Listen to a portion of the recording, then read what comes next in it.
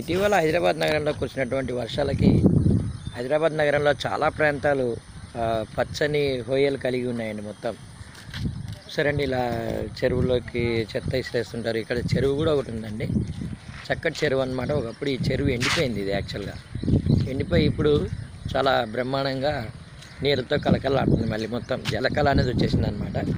నేను ఈరోజు ఉదయం అలా వచ్చానమాట ఇట్లా అక్కడికి. అయితే ఒకటండి, చెరువుల్ని మనం పరిరక్షించుకోవాలి. చెరువుల్లో చెత్త వేసేస్తుంటారు, చాలా దారుణం అండి. మళ్ళీ ఇదే చెరువులో మనం వినాయకుడిని కూడా నిమజ్జనం చేయడం అనేది జరుగుతుందన్నమాట. ఎక్స్క్యూజ్ మీ అండి, మొన్న నేను చూశాను ఈ చెరువులో నీళ్ళు లేకుండా కంప్లీట్గా ఎండిపోయిన పరిస్థితి, ఒక మైదానంలాగా తయారైపోయింది. కాకపోతే ఇప్పుడు ఏంటంటే చక్కగా ఈ చెరువు ఎక్కడుంది అంటున్నారండి, హైత్ నగర్లో ఉందండి.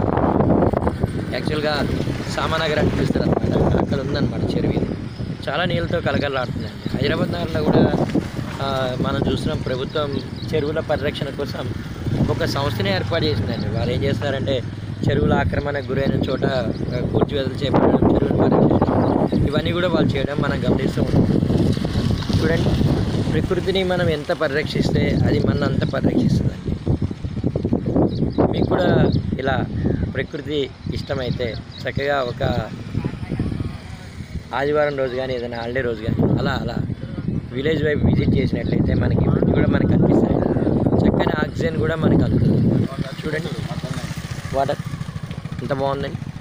జలమే జీవనాధారం, నో డౌట్ అండి. అది వ్యవసాయానికి కానీ తాగడానికి కానీ దేనికైనా సరే.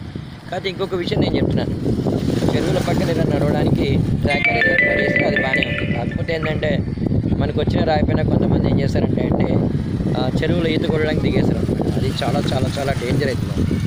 అలాంటి అవకాశం ఎట్టి పరిస్థితుల్లో కూడా మనకి చాలామంది నేను చూస్తున్నానండి, వస్తున్నారు చెరువు దగ్గర. నేను అందుకోసమే కాపేసిన ఇక్కడ, చెరువులో చెత్త వేద్దని చెప్తామని, కానీ వాళ్ళు తిరగబడుతున్నారండి. నువ్వెవరు చెప్పడానికి చెరువు నీదా అని. చెరువు నీదా ఎందుకవుతుందండి? నీది నాది అందరిదే అండి.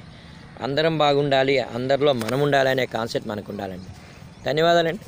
My call to my students, మనం కూడా ఒక ఉద్యమంలాగా చేపడదాం.